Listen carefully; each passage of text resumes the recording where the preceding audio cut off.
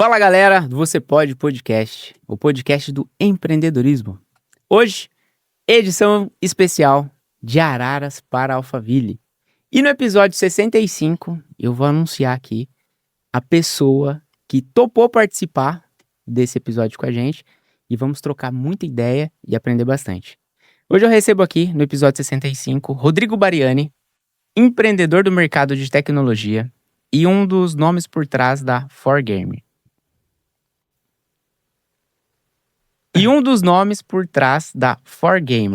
O Rodrigo vive o universo do PC Gamer na prática. Peças, montagem, performance, compra, venda e tudo que movimenta esse mercado que não para de crescer. Então, se você curte hardware, quer entender como montar melhor, comprar certo e ainda aprender com quem conhece o jogo também do lado do negócio, eu convido você a ficar até o final desse episódio. Chamo aqui Rodrigo Bariani, seja bem-vindo. Obrigado, Everton. Tamo junto, viu? Eu Muito que obrigado por ter agradeço o topado aí. convite. Nada de topado, não. Não, pois é, cara. Você me chamou a atenção, né? A gente Uhum. se seguia lá das redes sociais e eu vi o império que você montou Ô, louco. hoje. E eu quero saber de tudo. Quero saber história, motivação, compartilhar, né, com as Uhum. pessoas que estão assistindo esse episódio e que seja muito rico. Pô, obrigado. Valeu demais. Pra Espero galera. contribuir. Oh, claro. Pra galera que tá assistindo a gente, quem é Rodrigo? Boa. Boa pergunta, na verdade, né? Será que eu sei quem eu sou? Assim, obrigado pelo convite. Agradecer todos vocês que estão aqui. Muito gratificante ver o empenho de A todos. gente tá com plateia, Produção, né? meu, Tá vendo? Ó, foi tá super legal. bem recebido aí. Espero que quem vem aí tenha a mesma energia que nós estamos tendo aqui, sabe? Boa. Tipo de compartilhamento, De parceria. troca, isso aí. Cara, eu sou uma pessoa de 28 anos, sou novo, pra né? caramba. Novo. Poxa Tenho vida. aí uma história curta no empreendedorismo. Minha loja, ela é muito mais nova, né? A minha estrutura que eu criei ali, o ecossistema de e-commerce, ele é muito mais novo do que lojas grandes. E você perguntou assim, como começou? Cara, eu vou dizer pra você assim, se eu for contar a história, eu acho que não seria tão interessante. Eu vou te dizer a motivação e os porquês. Começou porque eu sou uma pessoa muito analítica, assim, no sentido de buscar a lógica das coisas e tentar resolver problemas. É o meu perfil. Boa. Já fica a primeira dica aqui, ó, já na lata. Uma das coisas importantes Resolver pra quem problema. empreende é buscar gerar valor e resolver problemas. Caramba, Porque já isso, começa. mesmo que você não tenha uma facilidade pra monetizar isso em primeira instância, você de alguma forma recebe um retorno, indireto ou direto, por resolver problemas. Criar soluções para dores, sejam elas universais, sejam elas específicas, né? Até a parte ali de descontração, que é o que você faz, né? Descompressão. Você Exato. traz um videogame, um PC gamer, que a pessoa ali ela teve um dia difícil, aí ela senta, relaxa, e você proporciona isso para as pessoas, Sim, né? Então, ao invés da gente olhar o problema como algo ruim, ele é oportunidade. E quando você junta isso, servindo as pessoas, transbordando na vida delas, o dinheiro ele se torna uma consequência. na maior parte das vezes sim, né? Tem vezes que as coisas acontecem sem um planejamento muito específico. Assim, ó, eu busquei fazer o seguinte, unificar a minha capacidade de não querer seguir uma carreira convencional Uhum. e resolver problemas de mercado que me permitissem ter uma empresa. Eu comecei vendendo teclados e mouses em marketplace, vendia na Americanas quando não tinha quebrado. E depois a empresa foi crescendo e eu fui Mas sempre estudando. pela internet. Sempre pela internet. Tipo, a Minha gente tá empresa já falando nasceu quantos anos atrás? ela nasceu em 2019. 2019. É nova, a Então, estrutura mas e tudo. antes pandemia, né? Antes da pandemia. E de lá pra cá eu vim fazendo estudos, eu vim percebendo que o mercado de hardware, né, ele é muito, muito crescente ao redor do globo, então a capacidade produtiva hoje das empresas de fabricação de semicondutores, né, tanto memórias RAM, placas de vídeo, produtos que vão em TVs smart, como essa daqui, que com certeza tem memória RAM e tem chip, elas aumentaram demais. Então, por elas aumentarem demais e os indicadores macro mostrarem que a demanda por hardware de computadores venha crescendo, eu falei, bom, vou escolher esse mercado Tem um porque mercado aqui pra dá pra explorar. trabalhar. De lá pra cá, foram muitas pessoas que passaram pela minha empresa e muitos aprendizados, né? Eu falei pela primeira vez num podcast agora do E-Commerce em Rota, que eu fui faz um mês. Falei pela primeira vez de uma coisa que as pessoas não costumam falar, né? Um tabu, assim. Parece que Então, quem conta... eu quero que você fale pela segunda vez. Segunda vez, vou falar.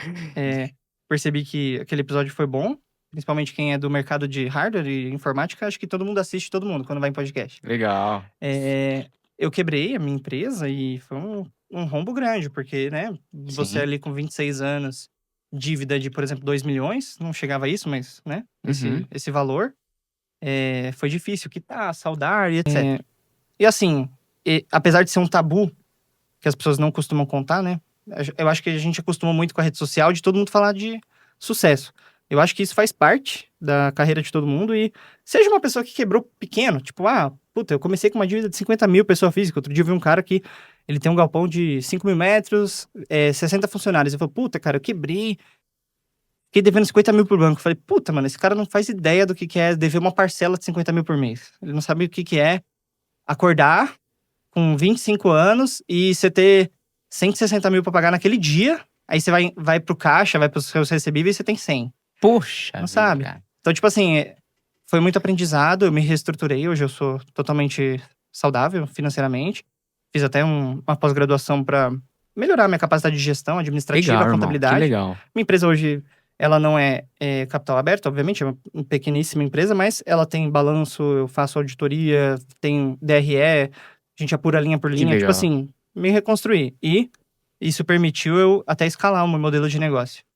Só um adendo aqui, as pessoas elas não sabem como é você viver na prática esses acontecimentos. Sim. Eu tava falando, não sei com quem, hoje, e a gente sabe que existe o professor de faculdade.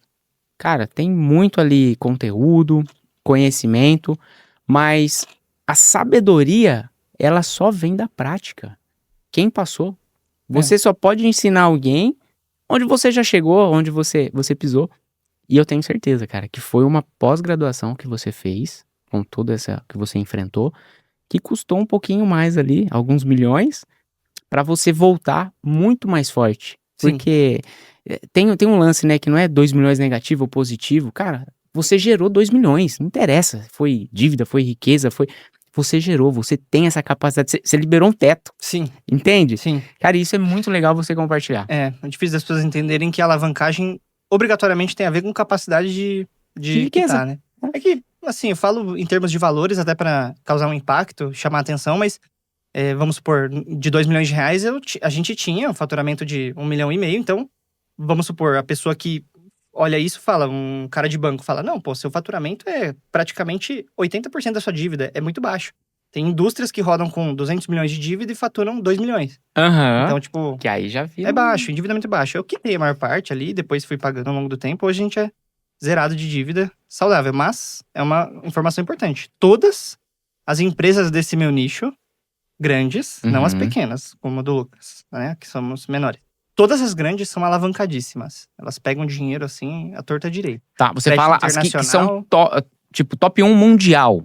Não, as 3 grandes brasileiras. no Brasil. Que são 3 grandes. É muito ruim Pode a gente falar citar o nome? Pode falar nome. Eu que estou perguntando, você manda ver. Não, é tranquilo, essas informações até são públicas. São compartilhadas, são então, públicas, beleza, manda ver. A Kabum, por exemplo, tem balanço auditado. Ela é uma empresa de capital aberto, foi comprada pelo Grupo Magalu por 23 bi em ações, né? Então, é uma empresa que ela hoje faz parte do grupo e o balanço ele é público, né? Porque ela precisa...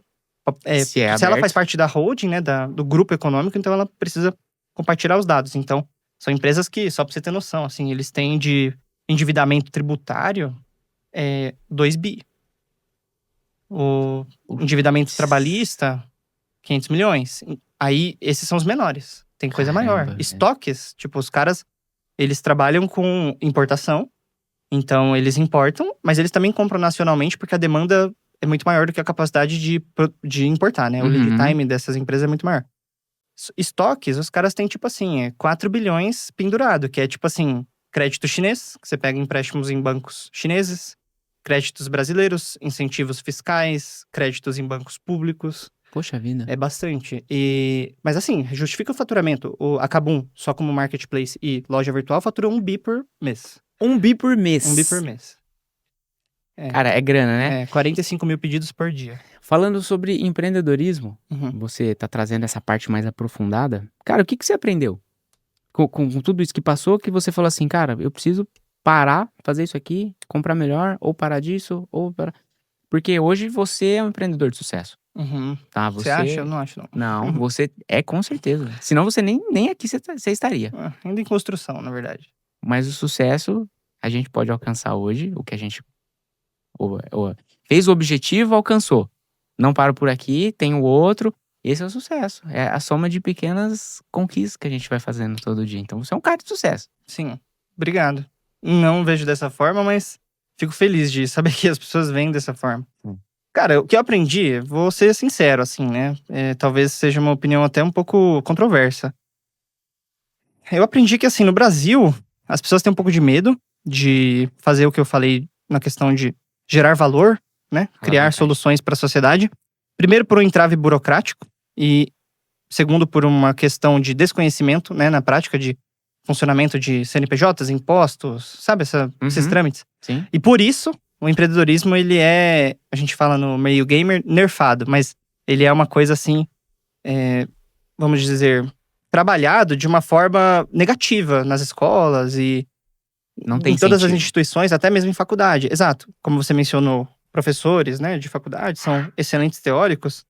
Eu estudei em faculdade pública aqui em São Paulo, né? Minha faculdade entrou em greve pelo menos umas 4 vezes enquanto eu me formava.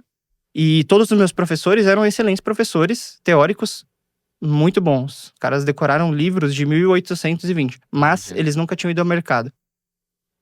Depois que eu saí da faculdade, eu saí até antecipadamente, eu percebi que essa falta de tato fez com que, tipo assim, cara, literalmente tinham 4 mil alunos na minha faculdade e eu me via com 22 anos ali me formando e no auditório, falando pra todo mundo sobre empreendedorismo, sabendo que do meu lado tinham outros 2 da faculdade, os únicos que tinham empresa, de 4 mil pessoas. Eu falei, cara, tem alguma coisa errada, sabe? É uma faculdade boa, pessoal qualificado. Tem 3 caras aqui de 4 mil que tem empresa. Tem alguma coisa errada. Qual que é essa coisa? Bom, aí... Cara, empreender é pra corajoso. Pra corajoso. Empreender não é pra pra quem tem qualquer perfil. E o que você traz é uma realidade comprovada. Uhum. A gente pode colocar aí 95%, 97% da população vive através de padrões que a sociedade impõe, que você tem que estudar primeiro, que você tem que conseguir um emprego fixo bom, que até os antigos, né? Pai, vô, que falava assim, não, você tem que ser concursado público, que aí você tem uma estabilidade, você pode comprar seu carrinho, sua casa própria. Só que, cara, depois que você foi cedo, foi novo, depois que você toma uma picada, assim, do empreendedorismo, você vê um mundo, assim, gigante para ser explorado, de possibilidades. E trazendo o que você colocou no começo aqui do nosso bate-papo. Entregando valor, né, para as pessoas. Gerar valor é o principal. Acho que conta da sua empresa, para quem tá assistindo, você tem mais que um CNPJ? Sim, hoje sim. Conta um pouquinho dessas empresas, qual produto, e eu tenho algumas perguntas que eu já vim pensando lá de casa. Eu falei, não, eu quero perguntar isso, e a gente vai saber qual é daqui a pouco. Legal. Cara, é muito positivo, assim, você pensar principalmente sobre geração de valor, porque eu vejo que isso é pouco citado, né? Motivação é um dos principais pilares e tal. A minha empresa, ela tem hoje, a gente tem mais de um CNPJ, a nossa atividade exercida ela é diferente, né? Você mencionou gamer, né? Que, estrutura for gamers, mas 70% da minha venda é profissional hoje, mercado profissional. Eu tenho uma segunda empresa que chama Elite Computadores, que hoje ela corresponde à metade do faturamento do grupo. Caramba. E ela é a empresa que ela faz ali a maior parte das vendas corporativas, né? Então, cara, arquitetos, engenheiros, designers... Jogadores profissionais, entra? Não. Nessa não. Na For Gamer, sim. Mas esses caras têm um perfil diferente, eu já te explico. Mas não é pra jogar... Não é pra gamer. Hoje, minha empresa, ela é do modelo mais norte-americano chamado System Integrator. A gente une demandas e monta projetos específicos para profissionais, muito para, cara, essas coisas mais modernas. Treinamento de LLMs, que são modelos de linguagem neural locais para inteligência artificial. Pessoa que trabalha com banco de dados, né, para transformação de banco de dados em informações para data centers, né? E tomada de decisão para grandes empresas. Aí, cara que trabalha com renderização de 3D muito pesado, isso tudo exige muita computação. Entendi. Então, a gente monta desde racks, servidores, né? Até workstations individuais, até servidores tipo AMD Epic. Esses Poxa, computadores são nichado, caros. Que legal. Nichado, é. Que legal. Mas tipo assim, a 4Gamers continua, a Elite Computadores existe. É que essa venda de computadores profissionais, ela é melhor em questão de margem de contribuição líquida, né? Nossa margem é melhor. E ela é uma venda que ela dá menos trabalho para você captar. O meu ROI em campanhas é 40, vamos supor. Então eu ponho 1.000, volta 40 mil. Na empresa de PCs gamer, como tem muito concorrente, tem muita empresa. Entendi. Ainda tem muita, porque faliu muito depois da pandemia. Mas ainda tem muita, o ROI é muito menor. É tipo 14, 18. Ó, isso aqui é informação de bastidor, eu achei. Informação Eu não de bastidor, não devia ter cara. falado isso. Não devia ter falado isso. A gente tá com ouro aqui, cara. Mas tudo bem, pode manter. Não, tranquilo. Aqui é assim, ó. As pessoas que assistirão esse episódio, elas serão privilegiadas, Oh, que bom. né? E eu agradeço pela informação que você trouxe. A gente tá acostumado, marketing digital, por exemplo, revenda de produto, né? Pego um copo desse, paguei R$30, coloquei R$10 de anúncio, Uhum. voltaram alguns leads, e aí acaba ficando ali, sei lá, 20%, 25%. Uhum. Agora, quando eu vou fazer um copo para deixar em consultórios de dentistas que só fazem uso de aparelho. Entende? Que você nicha Uhum. e aí você consegue não precisar investir tanto Uhum. em relação de concorrência. Sim. Entende meu raciocínio? Sim, mecanismo de diferenciação por, vamos dizer assim, né? Especificidade. Essa é a palavra. Legal, é um dos pilares, né? Você tem ali como mecanismos de diferenciação. Se você for estudar os pilares de produto do Russell Brunson, ele fala que o produto, ele tem... As marcas, elas têm produtos com características que elas são inexoráveis, né? Ou uma marca briga por preço, ou ela briga por qualidade, ou ela briga por uma questão psicológica que é o comportamento de custo-benefício, ou ela briga pelos três ao mesmo tempo, mas aí ela nunca vai ter sucesso no longo prazo, ou ela briga por algum desses pilares em conjunto. Aí, tipo, os caras dão exemplo, né? Carro. Corolla. Pô, custo-benefício e qualidade. Não é o melhor de preço, mas é muito bom. Aí os caras pegam e colocam, Volvo. Pô, só qualidade. Não briga por preço. Entendi. O que eu trabalho na empresa de computadores profissionais é a união do que você falou, de agregar valor e diferenciar, mais do que você só pegar e revender, né? Que é o que hoje a chinesada faz. E trazer uma coisa diferente. Você joga? Cara, eu jogo um jogo. Jogava bastante? Eu joguei Counter-Strike minha vida toda. Eu tenho, tipo assim, 7.000 horas. 7.000 horas, tenta ver quantos anos são. Isso aí. São anos de vida perdida. Anos.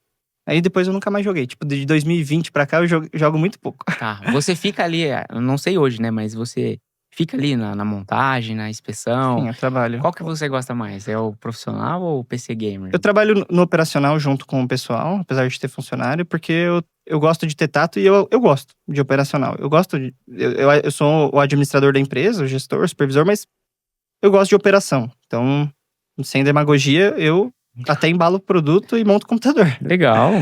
Toda semana. Porque a nossa demanda é maior do que a capacidade produtiva, né? Eu enxuguei a empresa, então tem trabalho. E eu adoro. Faço outras coisas enquanto eu gravo vídeo e tal. Eu perguntei isso daí porque justamente assim, ó. Você tem muita noção de como montar um PC gamer. Uhum. Óbvio, tô falando aqui com o especialista, né? E, na sua opinião, qual que é o maior erro que as pessoas cometem quando elas querem montar um PC gamer? Sabe, elas querem... Maior erro, hoje, de montar um PC gamer em 2026, né? A gente tá em maio. É a pessoa sobremedir, vamos dizer assim, ela subjugar a capacidade do processador e da placa de vídeo de trazerem performance. Ela vai montar ali, ela coloca uma placa de vídeo muito forte, um processador muito fraco e memória RAM a ver navios, porque hoje é um produto muito escasso por causa da crise, né? Então, dentro dessa ótica, assim, o maior problema hoje de montar um PC em 2026 é processador muito fraco, placa de vídeo muito forte. Ou o contrário, o cara coloca um processador muito forte, placa de vídeo muito fraca, não investe na memória RAM e no armazenamento, né, que vão dar fluidez para as experiências, tanto profissionais quanto jogos. e desequilibra o orçamento. É nessa assimetria de informação que empresas como a minha existem. A gente pega pessoas que, cara, vão gastar o dinheiro com aquilo, vão comprar um computador, seja montado ou peças individuais. Uhum. Ele acaba caindo na nossa base por formas indiretas, né, de multiplicação, seja marketing, etc. E a gente resolve essa assimetria com uma consultoria.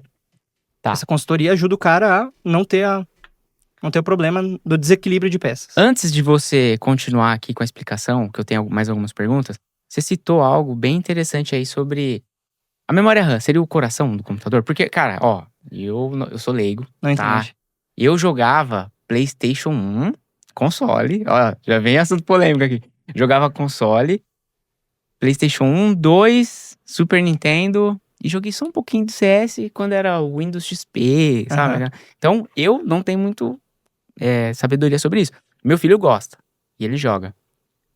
A memória RAM, ela é o coração do computador? Não. Como que é? O coração do computador é claramente a fonte do computador. Ele tem até cabos que imitam veias e artérias. Caramba. Que aí ele conecta na placa-mãe, etc. A placa-mãe é como se fosse o esqueleto do nosso corpo, né? O que dá sustentação. A memória RAM é como se fosse o hipotálamo, que é uma parte do cérebro ligada à memória operacional. Então, vou tentar simplificar. O processador, que é o cérebro, Certo. joga informação para memória RAM, que é o hipotálamo. Essa informação, ela é exibida por vídeo na placa de vídeo, que é a nossa boca, vamos dizer assim, a nossa... Que legal. Entendeu? Memória RAM, ela é memória temporária, é Random Access Memory, a tradução de RAM. E não dá para comparar ela com o coração, porque ela não tem essa função. A função dela é armazenar memória de forma temporária, transformar isso em números binários para processador e placa de vídeo conseguirem calcular, né? Fazerem bilhões de cálculos em um segundo, e transmitir isso através de imagem, seja a tela que você está vendo aqui, está processando informação em tempo real, seja uma renderização de vídeo, seja um cálculo de física 3D, seja uma base de dados, um servidor, tudo, né? Então, tudo isso é vamos dizer assim, uma dança, uma sinergia. Cara, muito boa explicação. Pra mim, agora já deu pra desenhar aqui na mente. Você vendeu bastante PC Gamer. Bastante. Tá? Eu pesquisei tudo e eu vi que teve bastante famosos também. Sim. E teve algum que te marcou? Algum case de sucesso que você pode compartilhar com a gente? Tem alguns recentes e uns antigos. Eu vou falar um antigo que tem a ver com vocês aqui, até para trazer essa correspondência. A gente montou o segundo computador dos estúdios Flow.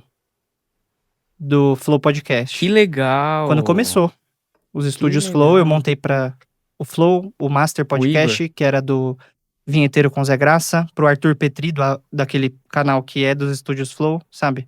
O Arthur Petri. O cara lá dos estúdios.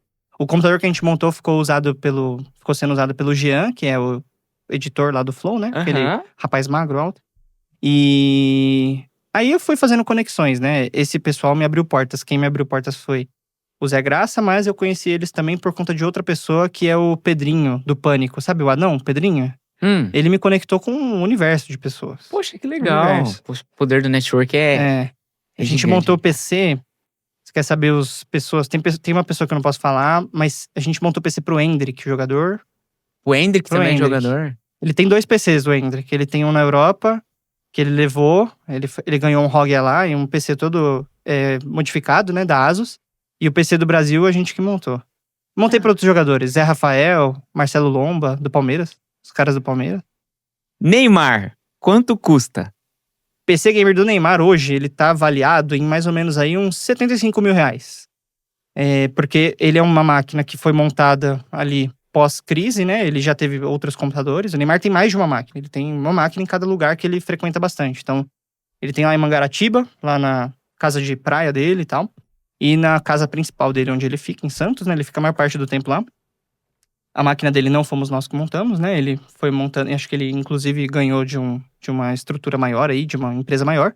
Ela tem o melhor processador do mundo, a melhor placa de vídeo do mundo. É um processador Ryzen 9 9950X 3D. Ele tem 128 GB de memória RAM, que nenhuma aplicação hoje em dia pede isso, né? Nenhum jogo pede 128 GB. Só esses pentes de memória RAM de 128 GB estão custando, tipo assim, 30 mil reais. Porque aí a memória RAM dele é específica, uma DDR5, 8.000 MHz. Aí a placa de vídeo dele é uma RTX 5090, que é a melhor placa de vídeo do mundo hoje para jogos. Ela tem 32 GB de VRAM. E o resto são, assim, adereços que ele foi colocando e tal, mas a configuração dele, Valoriza que eu sei, por informações, é a mais forte do mundo. Não tem nada melhor que isso hoje. Não tem Então, nada. é a referência. É, referência. Entendi. Quando a gente fala de assunto de PC Gamer, a gente olha pro mundo inteiro. O Uhum, mundo inteiro utiliza. uhum. Brasil tem produtor ou não? Nada. O Brasil produz algumas coisas básicas como gabinetes e integrações entre mini PCs, all-in-ones, lá em Manaus. Tá. Só. Então, vem tudo de fora. Tudo de fora. Aqui é semi-manufaturado, na verdade. E como fica, assim, por exemplo, precificação, né? Tipo, Uhum. eu vou pagar o mesmo valor aqui no Brasil. Difícil, mas vou pagar o mesmo valor do mesmo computador no Brasil, Estados Unidos, e porque eu fico imaginando, né? Neymar ia pra Europa, tava aqui, tava ali, e aí me trouxe isso de eu vou montar um PC na Europa, vou montar um PC nos Estados Unidos e um no Brasil. Uhum. Dá diferença, o Brasil fica mais caro? Da diferença é não tão mais caro, se a gente for fazer a comparação direta e a conversão de moeda sem considerar a nossa taxa de produtividade, o quanto a gente ganha por hora aqui, comparar com os Estados Unidos, dá parecido. As pessoas não percebem isso, mas se elas multiplicarem o valor das peças em relação ao dólar comercial, dá muito parecido. Isso porque as empresas grandes, elas já importam muito, né? As 3 maiores, elas importam muito, as distribuidoras também de informática importam bastante, e elas têm know-how, então esse preço ele fica reduzido. Só pra você ter uma noção, você perguntou assim, preço fica diferente em países? Cara, hoje em dia, todas as mercadorias de informática, de hardware, até tudo que tá aqui, esse celular de vocês e tal, o chip deles só é feito em um lugar. Não tem outro lugar que faz chip de altíssimo padrão, né? E esse lugar é Taiwan, Capaz. que é uma província na China, ali próxima à China, não é um país do conglomerado chinês, não é uma estrutura da China, né? Mas ela é uma província que tem administração individual, né? Ela é independente. Uhum. E tem toda uma polêmica porque a China pode a qualquer momento invadir, né? A China, todos esses anos, foi muito pacífica, mas os acontecimentos recentes, né? A guerra aí do Golfo Pérsico, Israel, Irã, tensões de Rússia e Ucrânia nunca cessaram, pode fazer com que isso mude. E o que isso vai impactar? Cara, vai acabar a produção de chip se a China invadir, por exemplo, dominar essa produção, em primeiro momento é um choque. Mas em um segundo momento, assim, é barateamento, a multiplicação daquela produção, do know-how, porque isso tudo é meio que as 7 chaves, vamos dizer assim.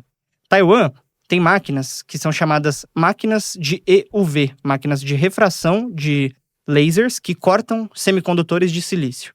São 8 feixes de luz que cortam um wafer mais ou menos desse tamanho aqui, ó, do tamanho que eu tô colocando na mão. E esses wafers são cortados e são fabricados os semicondutores de 3, 4 nanômetros. Esses semicondutores são usados em processadores de celular, processador de desktop, memória RAM de celular, Smart TV, tablet, notebook. Só tem um lugar que faz. Eles devem ter, tipo assim, mais ou menos umas 6 máquinas dessas. Elas são do tamanho de toda essa estrutura aqui. Elas são colossais, tem tipo 10 metros de altura, não sei quanto de comprimento. Pra produzir num negócio pequeno, assim, vai fazendo corte de chip e só ali faz. Por isso que a escassez de material tá tão grande, porque como só esses lugares produzem, e a distribuição desses chips para empresas fazerem a manufatura no chip, naquele PCB, a placa de circuito impresso, ela tá, vamos dizer assim, dominada pela inteligência artificial, né? Porque a demanda tá toda tomada, isso faz com que o preço seja muito afetado. Cara, Então, eu tive uma ideia. Vamos diga. montar? O quê? Um desse aí pra gente fazer nossos chips? Uma máquina dessa? Alguns bilhões aí. Cara, porque com tanto de acesso que a gente tem hoje, fica até meio inacreditável, né? Alguém ser um monopólio de Sim. centralizar tudo isso daí Sim, e dominar preço pra cima, pra baixo. sim. Porque eu vi algum corte que você fez Uhum.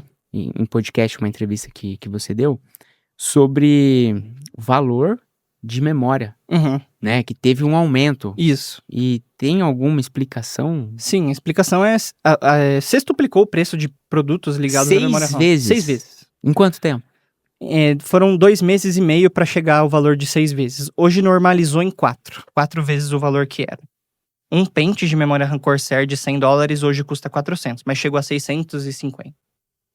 E isso, a única explicação é inteligência artificial de varejo, essas que a gente usa, elas têm já os seus data centers e elas já estão, vamos dizer assim, se adaptando à realidade de uso diário. Todo mundo aqui usa, imagino, um pouco de ChatGPT, Gemini, Grok, ou outras coisas, tipo geração de imagem. Certo. O WhatsApp tem o Meta AI, né? Uhum. E tem recursos que você nem quer que tenha inteligência artificial e já estão lá te oferecendo, e ele usa recurso computacional. Essas inteligências de varejo, elas já têm servidores, data centers espalhados pelo mundo que fazem esse processamento. O que está acontecendo que a IA está expandindo tanto, os caras estão fazendo novos parques tecnológicos, novos data centers, e isso está acabando com a produção de memória. Cara, treinamento de modelos mais sofisticados para principalmente grandes corporações. Tipo assim, uma empresa como uma farmacêutica.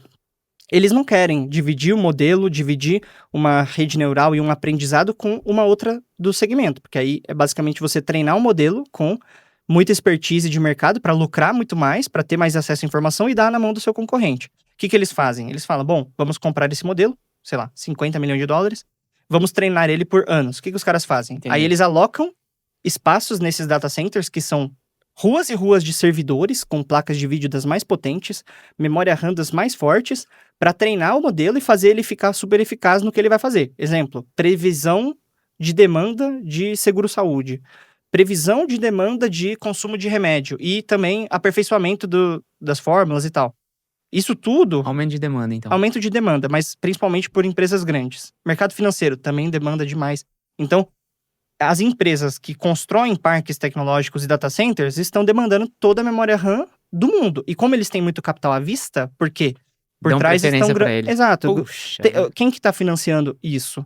Palantir, que é uma das empresas que você hoje consegue comprar tokens para fazer automações muito eficazes. Então, eu e você, a gente consegue comprar créditos nessa empresa, que é uma empresa que tem fundos bilionários de BlackRock na história. E você consegue comprar tokens e fazer as suas automações, sejam automações mais simples ou mais sofisticadas. Microsoft, Nvidia, que é a empresa mais valiosa do mundo hoje, né, que é do meu setor. AMD, Intel, aí tem OpenAI. Todas essas empresas, elas têm muito dinheiro de fundo de investimento grande, né? Tanto bancos, tipo JP Morgan, aí os fundos de investimento maiores, como BlackRock e Vanguard. Esse dinheiro está sendo usado para financiar essa construção de data centers. Esses data centers demanda muita memória RAM, e as fabricantes de memória RAM preferem, em vez de ter que distribuir para vários continentes, que dá um trabalhão para você ter liquidez disso, né?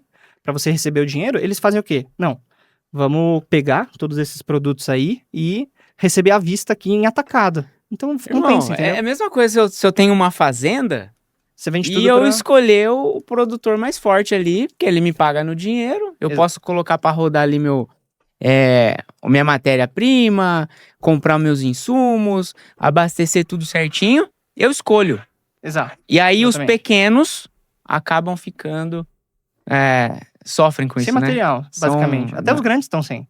Até os grandes, As né? empresas grandes não têm. Kabum, Pichau, Terabyte, Pato Louco, essas empresas não têm. A própria empresa do Lucas, né, o convidado que veio aqui, o rapaz de Araras, eles têm hoje, se você for olhar no site deles, é difícil comprar um computador com 32 GB de memória RAM.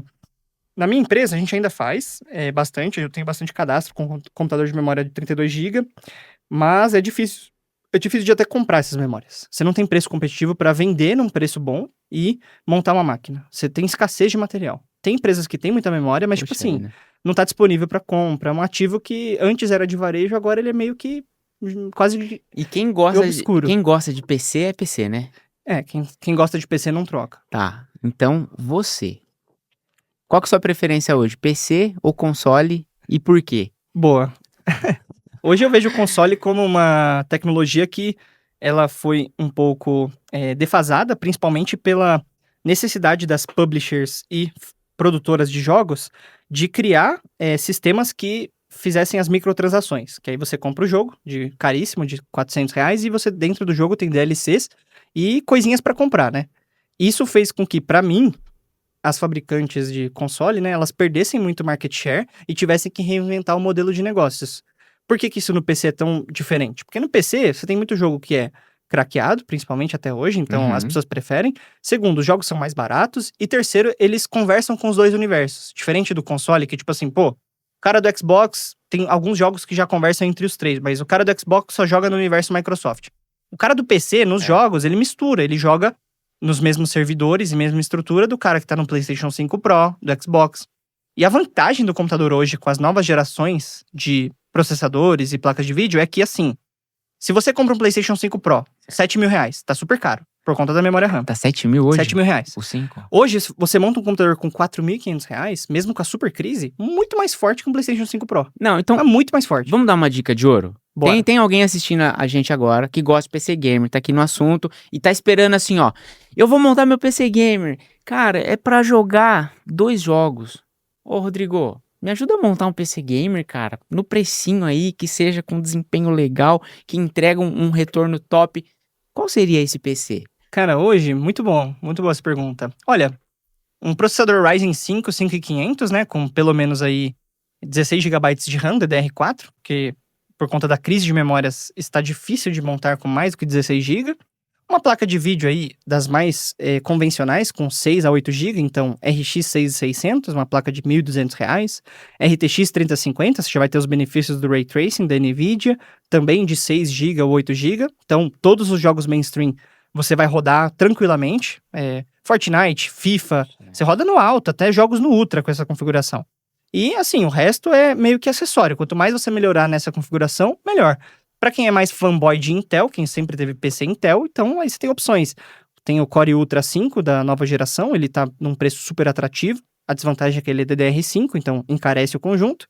E tem os i5 de 12ª, 14ª geração, que rodam de tudo, cara. São processadores com 6 núcleos, 12 threads. Só pra você ter uma noção, um i5 de 14ª geração, que foi lançado, tipo assim, há 1 ano e meio atrás, ele é 40 vezes a capacidade de processamento de um i7 de 8ª geração. É exponencial a diferença de... É absurdo. E parou de produzir, porque já tá no 7. Já tá na 14ª, 15ª geração. O i7 de 8ª geração lá de 2012... Nossa, isso aqui é a última geração. Você vê gente com muito computador assim antigo, né? Que o cara não quer trocar e ainda dá conta. Ele é, assim, infinitas vezes menor, porque tecnologia tem essa questão da lei de Moore, né? Da lei de eficiência dos semicondutores. Quanto mais passa o tempo, mais difícil é de você colocar em um espaço curto, maior capacidade de processamento. Mas assim, essa lei de Moore, ela veio mudando. Volta, repete isso daí. A lei de Moore, ela é uma lei de rendimentos decrescentes na fabricação de chips. Então, por exemplo, no mesmo espaço que você põe um chip, você, com o passar dos anos, você tem uma taxa para dobrar a capacidade produtiva dele. Essa taxa, quanto mais passa o tempo, ela veio encurtando. Então, tipo assim, o cara fazia um processador X, desempenho 100, vamos supor, 0 a 100. Desempenho 100. Para ele chegar num desempenho 200, ele demorava 1 ano. Cada vez que foi dobrando as tecnologias e vindo novas gerações, esse tempo foi encurtando. Então, o cara chegou aqui no dobro de capacidade com, em vez de 1 ano, 4 meses. Vê se eu estou sendo ignorante agora.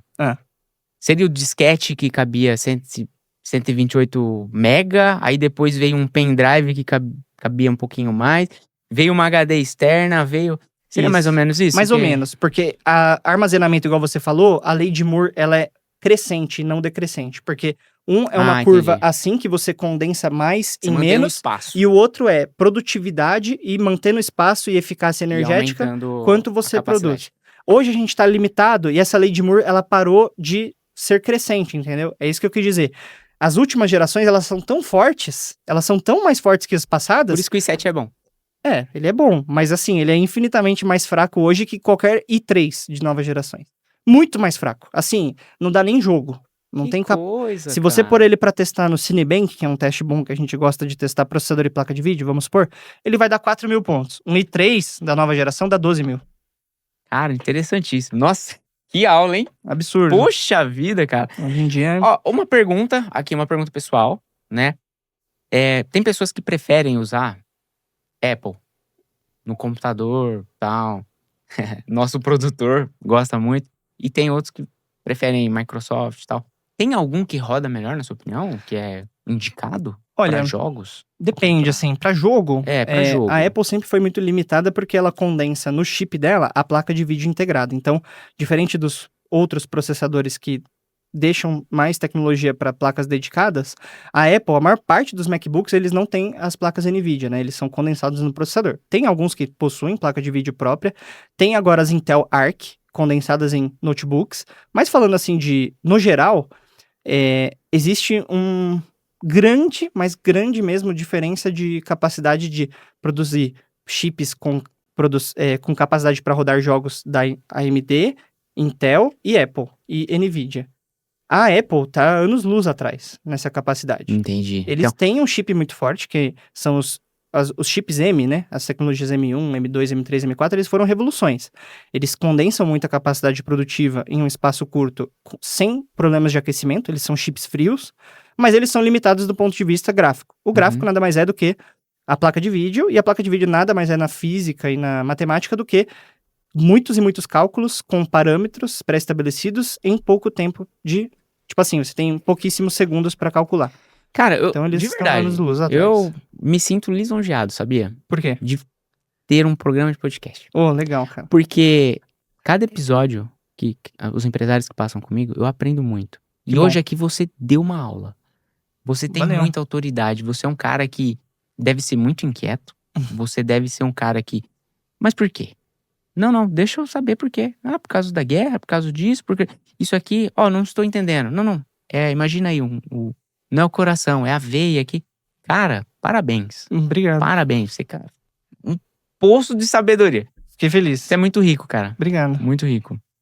E eu quero já partir aqui pra outra pergunta. Né? Agora falando assim da mentalidade sua que você tem de empreendedor. Tem muitos empresários hoje que eles entendem de negócio, mas não entendem do negócio. Né? E tá tudo bem se for uma fase. Que você aprenda a passar por essa fase. Tem empresários que não insistem o tanto que gostaria, não vendem a quantidade que gostariam de vender. Trazendo para a mentalidade do empreendedor, o que você consegue falar da sua empresa, do seu público, que a gente poderia chamar de segredo das empresas e dos e-commerces, que ninguém revela, ou algo que você consegue agregar para quem tá assistindo? Legal. Cara, vou condensar em uma experiência curta, assim. O segredo de empresas que performam, vamos dizer assim, né, que começam a alcançar um relativo sucesso nesse mercado, em específico, tanto no mercado que é o meu, que é um oceano vermelho, que as pessoas brigam, não é nem briga de foice, a gente chama que é briga de bomba atômica, porque a margem é muito baixa e existem muitas empresas. Mas até mesmo quem trabalha com e-commerce, com produtos com menor valor agregado, vamos supor, o cara que vende produtos de casa e tal, o segredo é administrar bem o dinheiro e ser resiliente com, vamos dizer assim, as adversidades, sabendo rodar testes, isolar variáveis e resistir ao longo do tempo, gerando um caixa positivo. Então, nenhuma empresa consegue sustentar hoje no e-commerce, dada a capacidade de escala, né? Porque você mudou a lógica da distribuição com o advento dos marketplaces. Então, você hoje não precisa, ser uma Ambev, que você precisa ter um gerente por regional de cada estado, e esse cara tem, 20 executivos que vão presencialmente nas distribuidoras. Você não precisa. Hierarquia ali. Você hoje, com um clique, atinge qualquer lugar do Brasil, porque você tem os seus anúncios no Google Shopping, você tem o Marketplace disponível com tráfego orgânico. Então, essa lógica de distribuição que mudou, ela permitiu empresas escalarem em questão de dias. Hoje, uma operação que já é sólida, quando ela quer abrir um novo CNPJ e ela já vende, 5 milhões mês, ela já começa no dia 1 faturando 100 mil, que é o sonho de muita gente. Sim. Porque você tem essa permissividade. Claro, precisa ter preço competitivo, precisa ter fluxo processual para isso acontecer direto e para você ter canais de distribuição eficazes que colocam nos melhores lugares. Você fala que o caixa que você deveria ter seria justamente para gerenciar essa publicidade que não precisa de pessoas. Mais ou menos. Mas você faz de forma online. Você gerar caixa ali para sustentar operações, né? Pensa que uma empresa que vende 5 milhões só em marketplace, ela tem que ter 5 milhões. Ela tem que ter dinheiro. Se ela não tivesse 5 milhões, como que ela vende esses produtos? Porque o giro dela faz com que, você vendeu você comprou, você pôs isso aqui no Mercado Livre. Vamos colocar um kit com 12 copos. Você teve que desempenhar dinheiro em alguma etapa. Então, se você vende 5 milha, você tem que ter 5 milha. Você pode não ter em caixa disponível livre. Eu vendo o que eu tenho. Exato. Entendi. Eu vendo o que eu tenho. Então, o marketplace é essa lógica hoje. Ah, mas eu peguei empréstimo. Tá bom, você tem um passivo e um ativo no seu balanço. Mas você tem que ter aquela disponibilidade. Esse é um dos motivos de muita gente quebrar. Vendo 1 milhão no marketplace. Tá bom. Quanto que você tem de dívida? Vou pagar em 6 anos. Aí o cara em 6 anos vai pagar 60 milhões. Que, E o prolabore dele, gordão? Coloca lá pro meio. Tira do caixa, né? Às vezes tira 30 mil. Todo mundo comete esse erro, quem começa a crescer. Eu cometi esse erro. Então, tipo, é isso. Essa é a realidade. Eu conversei com a minha esposa, ontem mesmo. A gente tava trocando uma ideia. Cara, e toda vez que a gente sai, a gente vai em algum restaurante, vai em algum lugar, a gente fica fazendo aquelas contas, né? Ó, aqui e tal. Viabilidade. Aí, a gente pegou um mercado pra estudar na nossa cabeça, assim. Aí eu falei, o cara que tem mercado hoje, começando pequeno, ele tem que saber que ele tem produto pra comprar, que de jeito maneira ele pode misturar isso aí com o pessoal dele. Porque senão, falta mercadoria, ele pega empréstimo. Não sei como administra. Coloca... Cara, porque Faço o ideia. SKU é tipo... O negócio vence toda hora. Muito. Você fica olhando bolacha, você fala, meu, isso aqui, Vence, não é possível que isso aqui nota, vai vencer. bonificação. E te parece que é uma... Vive de fé, né? Sim, vive de Coloca fé. todas as coisas lá, tá perto de vencer, tem que trocar. Então, cara, parabéns, viu? Se você tem um mercado, aos empresários que são dessa área. Sim. Vocês que têm sucesso, meu, deve ser, assim, uma estrutura surreal. E pra quem é pequeno, que está começando, a dica aqui vale geral. Nunca misture sua conta pessoal com a sua conta jurídica. Sim, total. É isso. O brasileiro tem que parar de viver de caixa da empresa, viver de giro. E aí quebra mesmo, né? Não tem jeito. E você falou um assunto muito legal, cara. Qual? Faturamento é ego. Total. Minha empresa fatura tanto que... Só conta isso, né? Só. As pessoas não exploram, né, a parte ruim. Você investe na sua por empresa? vergonha. Se eu invisto? Reinveste. Eu reinvisto parte do caixa, né? Eu tenho uma estratégia de caixa lá. Então, eu reinvisto parte do caixa e parte dele vai para um isolamento, que é chamado uma provisão para um fundo, que a gente constitui sem uma finalidade. Que legal. Mas é um fundo, tipo assim, fundo de importação. Cara, mais ou menos. Oportunidades. Por exemplo, eu não sei como a Alligator Shop do Lucas trabalha, mas eu sei como as outras trabalham. Elas importam com capital, assim, no geral, alavancado. Então, elas têm desde invoices pagas por empresas de câmbio, contratos de leasing com bancos para fazer importação, até mesmo crédito bancário, público, privado e etc. E nesse caso, você precisa ter dinheiro para importar. Você não importa da China hoje começando sem pagar. Você até pode, se você tiver conexão com o chinês, os caras têm confiança. Lá você consegue crédito na China. Não é difícil de você ter um CNPJ no Brasil 10 anos, por exemplo, e você na China conseguir $2 milhões de empréstimo. Para importação. Você não pega empréstimo para brincar, para importação. Caramba. Não é difícil. Mas de alguma forma você tem um dispêndio. E esse fundo que a gente constitui, por exemplo, ele não tem uma finalidade. Mas a finalidade, a gente sabe, né, na diretriz que eu defini quando eu criei a constituição da empresa, agora nessa fase mais organizada, foi que nós voltássemos a importar. Eu já importei gabinete OEM, né? Eu já importei placas-mãe, já importei memória RAM via frete aéreo. E o problema de importar sendo pequeno é que você não tem preço competitivo, cara. Você importa só pra, tipo assim, vou reduzir meu custo em quanto? Na prática, você vai ver ficar elas por elas. Você consegue comprar nacionalmente. Só se for grande quantidade. Tem que ser muito grande. Eu trouxe um container. Tá, você trouxe um container de quê? De cadeira? Cadeira, você com 300 cadeiras já enche um container. Quanto custou o frete? $14 mil. Não compensa. Compensa você trazer produto de maior valor agregado. Que aí, quanto que tem de mercadoria? $6 mil. Quanto que é o frete? 14 mil. Não compensa. Entendi. Que Entendeu? É o famoso molho mais caro que o peixe. Esses produtos de hardware, a vantagem deles é o seguinte. Quando os caras começam a girar muito rápido, essas importações via aéreo, por exemplo, a Gigabyte, uma empresa gigante. Conhece Gigabyte? Não. Fabrica placa-mãe, placa de vídeo. Não. Asus, conhece? Asus conheço. Conhece. A Asus, ela produz placa-mãe. E aí ela tem lá, na China, né, ela faz placa-mãe não precisa fazer em Taiwan, porque não tem semicondutores tão específicos, né? A China tem algumas coisas que ela fabrica. Aí tá lá. O produto para ser importado para o Brasil, para os Estados Unidos e tal, é meio que o mesmo processo. Esse produto, para ele ser distribuído de forma eficiente, a Gigabyte precisa ter empresas confiáveis para vender aquilo. Como que os caras fazem, os grandes? Pô, eles simplesmente trazem de frete aéreo esses produtos. Por quê? Processador é pequeno, uma caixa do tamanho desse sofá aqui, ó, você põe R$1 milhão. Mais, muito mais, na verdade. Uma caixa do tamanho desse sofá de memória RAM, você põe 5 milhões. Aí você então foi você produtivo. traz de avião. Mas quanto que é o frete? Cara, o avião inteiro tá dando, tipo assim, $400 mil.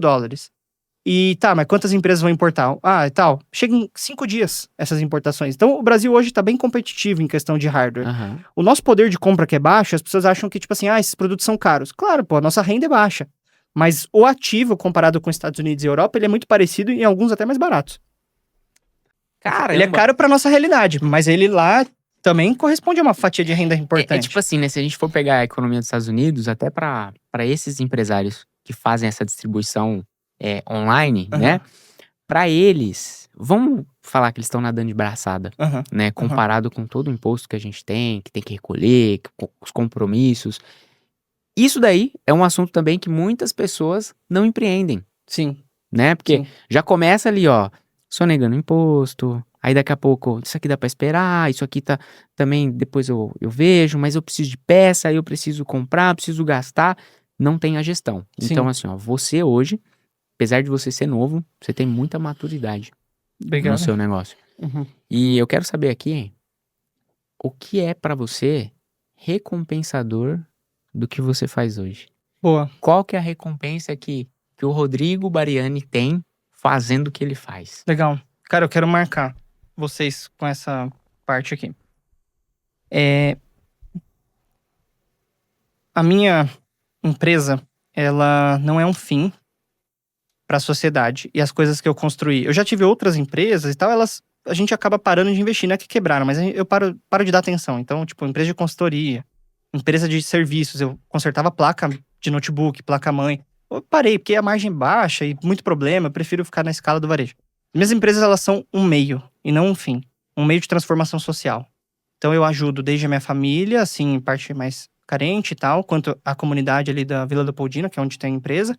Porque vamos dizer assim, tem muita programa de habitação lá, então tem muita gente, assim, que é como morador de rua e tal. Então, eu ajudo e não é tipo assim por demagogia. Não, eu já dou computadores e faço serviços para a comunidade já desde que eu fundei a empresa. Mas o principal, cara, eu tenho a minha empresa justo para, por exemplo, a minha noiva, a minha esposa, ela tem um emprego hoje. Se daqui, tipo assim, quando ela fizer 32 anos, ela quiser sair desse emprego e ter, tipo assim, ficar em casa para eu poder fomentar a nossa família, criar nossos filhos, ou ela ter um emprego mais que fosse mais tranquilo, não precisasse, tipo, ir pra Vila Olímpia, fazer essas coisas, eu quero que ela tenha essa posição. O mesmo vale pro meu irmão mais novo. O mesmo vale pro meus tios, eu tenho tios que ali eu ajudo. O mesmo vale pros meus pais. Então eu vejo como um meio de transformação. Claro, não dá pra mudar o mundo, porque até o Bill Gates, que é multibilionário, tentou resolver ali na África. Ele tentou sanar problema de água, né, de abastecimento, e ele tentou erradicar a rubéola. Não conseguiu em uma cidade, cara. Então, como que você muda o mundo? Somos nós, Quem somos nós, mano? Esses caras com todo o dinheiro do mundo não conseguem. Hoje, tudo bem, a gente já tem dinheiro suficiente pra acabar com a fome no mundo, acabar com um monte de coisa, mas aí é um problema de distribuição, né? De interesse das instituições e governos, né? Mas tem muito menos gente miserável do que já existiu, claro. O capitalismo traz essa troca, a gente tem uma relação de ganho-ganho. E eu vejo isso. Eu vejo como, se a pessoa ela se apega a construir uma empresa só pelo interesse financeiro, inevitavelmente ele pode até não quebrar, mas ele não vai conseguir chegar num patamar que, tipo assim, ele vive entre as pessoas com maior nível de renda do Brasil, ou qualidade de vida, ou satisfação pessoal. Eu vejo que quem liga muito pra dinheiro, isso é uma coisa muito de capital, sabe? Na capital eu vejo muita gente assim, de interesse e tal. Eu gosto do interior por isso. Mas quem vive só por dinheiro, tipo, transforma o dinheiro como rei ali das decisões, roupa tudo como da melhor, carro do mais top, exato. Acaba, em algum momento, percebendo o vazio. E aí, ou se entrega pra um propósito familiar, né? Um propósito de empresa, de alguma coisa, ou, cara, o único caminho é, tipo assim, encarar a realidade e depressão. Poxa vida. É isso. Rodrigues, cara, sensacional, viu? Pô, parabéns pelo trabalho, pela entrega e pelo propósito por trás de tudo, cara. Isso legal. É muito importante. E aqui, eu vou frisar mais uma vez, tá? Se você falar que você não tem sucesso, cara, é porque você colocou algum outro significado em sucesso e eu vou querer saber, se você puder contar, na sua visão, o que é sucesso.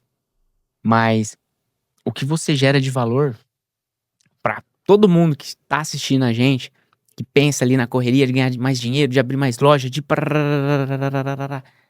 E no final das contas, por que eu tô fazendo tudo isso? Por que eu tô fazendo tudo isso? Eu tô fazendo pelo meu filho, tô fazendo pela minha esposa. Mas você tá ficando com eles na sua casa? Ou só trabalha? Boa. Será que não é uma fuga? Será que não é uma desculpa? Sim. Ou Uma muleta. padrão que o pai falou, o vô falou que você tinha, que quem trabalhasse mais era mais valorizado? Não sei, mas traga essa reflexão para sua vida, tudo que o Rodrigo trouxe aqui. Isso aqui é conteúdo rico, que para muitas pessoas ter acesso a esse conteúdo tem que pagar caro, que você já foi consultor, né? Você Já. comentou. Então, cara, me responde o que é sucesso para você. Cara, é relativo, mas no geral eu vejo que pessoas têm mais sucesso e servem mais a, vamos dizer assim, um propósito maior e tem mais, por consequência, felicidade. Não que seja obrigatório fazer as coisas só por ser feliz, isso é um erro. Mas eu acho que sucesso em si é a união de diferentes fatores, principalmente é a pessoa alcançar uma realização pessoal por meio de ajudar, cumprir o seu propósito, seja gerando uma família com filhos ou sem filhos, mas principalmente chegar no fim do dia e falar: eu não sou uma pessoa assim, um peso, eu não sou uma Não pessoa sou qualquer. que gera prejuízo para a sociedade, para o meu entorno familiar, para onde eu trabalho. Eu sou uma pessoa que cumpro com as minhas obrigações, eu faço o que tem que ser feito e, principalmente, eu estou vivo, eu não sou só um repetidor, não sou só um robô que acorda todos os dias e faz as coisas de forma repetida, sem refletir. Eu acho que sucesso é servir a propósito, se ater a essas coisas, né? Ser uma pessoa boa, principalmente, que gera muito mais para a sociedade do que consome, do que atrapalha. E, principalmente, se a pessoa segue uma religião, se ela é temente a Deus, alguma coisa relacionada a isso, ou ela, sei lá, trabalha com uma questão de espiritualidade, seja qual for a forma, que ela seja do bem e cumpra um propósito. Tá. Então, você tem tudo isso aí. Não, ainda não. Tá buscando. Buscando. Tá. Então, pra você, quase sucesso. Mas eu não acho ruim estar nessa posição de tipo, pô, eu quero chegar em tal lugar. Não, imagina. Eu não almejo nada financeiro, assim. Não, eu quero ter Minha Porsche. Quero ter 16 funcionários, quero ter não tenho essas metas. Eu tenho outras metas, que são, tipo assim, de metas de fomento, de ajuda, de estruturação, de edificação, de solidificação, construção de patrimônio também. Continuar estudando. Exato. Buscando O principal é conhecimento. família. Família. Cara, se, por exemplo, meu irmão tá mal, se minha mãe está mal, se minha avó está mal, tipo, enquanto eu não der atenção pra aquilo, eu não fico. Que legal, Sabe? cara. Você é movido por Sim. pessoas. Isso é muito bom. Sim, Muito bom. tem muita empatia, assim. Cara. Rodrigo, toda vez que a gente vai chegando ao final do programa, a gente tem a pergunta que a gente faz, né? A pergunta final. Mas, antes, eu gostaria de saber como que foi aqui o bate-papo. Se você gostou, falou tudo que gostaria de falar. Uhum. Tem algum assunto que a gente pode voltar, que a gente pode dar mais ênfase? Legal. Cara, eu gostei, assim, você foi o melhor entrevistador que eu já participei. Esse aqui é meu 10º podcast na vida. Eu sempre participei de podcasts ligados a e-commerce. Nossa, eu vou embora depois dessa. Você foi o melhor. Eu gosto de olhar no olho, de ser sincero, não desvalorizando os outros, mas tem sempre um benchmark.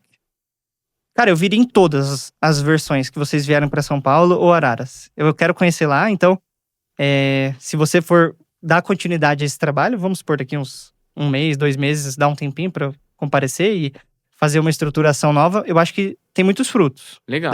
Dá pra fazer, Legal. dá pra A gente aprofunda dá em pra algum- vir mais gente. Conhece lá também. Dá pra vir mais gente, né? Dá pra colocar mais gente na mesa pra ter uma troca, eu acho que é legal. Beleza. E eu gostei demais, tipo assim, participaria fácil de infinitas edições. Que legal, Igual esses daí cara. que as pessoas vão sempre, assim. Isso é muito legal, viu? Muito obrigado mesmo pelo feedback. Tem uma coisa que eu não falei. Eu fico um pouco incomodado de, tipo, falar só de mim, né? Eu gostaria de, numa próxima oportunidade, ouvir bastante da sua versão dos fatos. Eu acho que falta isso pra complementar pra Bate-papo. audiência e pra os programas ficarem completos. Vamos supor, né? Sim. Eu acho legal. Interessante ver a sua opinião. Eu quero, numa próxima, perguntar mais coisa pra saber a sua visão. Metade você responde, metade eu respondo. Tá Legal. fechado. Legal. Já tá combinado. Então, o próximo. Marcou, né, Dom? Então, Separar bastante perguntas, então, hein? beleza. Deixa comigo. Questão existencial. Sim. Eu já tive muitas crises. Isso. A gente sabe o preço, né, de cada coisa, de cada decisão difícil. Sim. Qual que foi a última decisão difícil que você tomou nos últimos 3 meses? Demissão de uma pessoa que tava há 5 anos lá. Caramba, né? Eu tô casando agora também, tá? Não tá difícil, porque, é claro, eu quero muito casar, mas eu tô casando em Minas e a gente tá aqui a 1.000 quilômetros. Aí tá organizando o A casamento. sua noiva é de lá. Ela é de Paula Cândida, uma cidade bem pequena, quase ninguém conhece, muito pequena. Mas a gente mora em São Paulo. Posso dar uma dica, então? Pode. Cara, eu sou um cara hoje, 12 anos casado. 12 anos casado e é a melhor escolha que eu fiz na minha vida. Não existe sociedade mais rica, mais poderosa do que o matrimônio. Com certeza. Quando você une os objetivos, os sonhos. E, cara, faça isso que você falou. Torne ela uma esposa troféu. Dê tudo que ela merece. E antes de tomar qualquer decisão, cara, mulher tem sexto sentido. Sim. Usa isso pra continuar crescendo, continuar evoluindo. Isso eu falo com propriedade. Legal. Porque eu passei de uma fase ruim, onde meus amigos falavam de casamento. E aí, tá casado? É bom? Cara, é melhor que morrer queimado. Eu sempre falava isso. Faço ideia. Olha só. Sim. Só que aí você passa por um momento difícil, você começa a se conhecer, você começa a mudar de dentro pra fora, ver um mundo diferente. Hoje eu falo, cara, que sorte que eu tive de encontrar a Natália. Que ela me deu um lindo filho. Falar de... Se emocionar. Cara, e desejo sucesso no matrimônio. Muito obrigado. Já é sucesso, porque você é um cara diferenciado, uma mentalidade genial. Top. Valeu. Vamos pra pergunta final? Tá Sim. preparado? Sim. 8 bilhões de pessoas, população mundial. Vai chegar uma mensagem em tempo real pra elas. WhatsApp, celular, televisão. Aonde elas estiverem, vai chegar a mensagem. Sua mensagem embaixo vai estar lá, Rodrigo Bariani. Qual mensagem é essa? Nossa. Tem que ser curta, tem que ser um tweet. Fica à vontade. Complicado. Você pode pegar ela e depois falar, ó, é isso. Olha. Poderia formular melhor, mas no geral seria algo relacionado a: cultive o amor ao próximo, seja temente aos seus valores, ajude a quem você ama e a quem você não ama, principalmente a quem você não ama, e seja, cada dia que passar, uma pessoa um pouquinho só melhor. E isso já impactaria o mundo de forma muito positiva, na minha visão. Sensacional. Muito bom. Eu quero encerrar então esse episódio aqui, agradecendo a todos vocês que fizeram parte aqui dessa série especial de Araras para Alphaville, com um grande empresário, uma grande pessoa por trás do CNPJ, Rodrigo Bariani. Mais uma vez, muito obrigado por vir e participar desse episódio. Eu que agradeço vocês todos aqui. Muito obrigado. Foi sensacional. A gente até se estendeu mais. Estendeu mais. E se o Rodrigo conseguiu, eu consegui, você também pode. A gente se vê no próximo episódio. Valeu!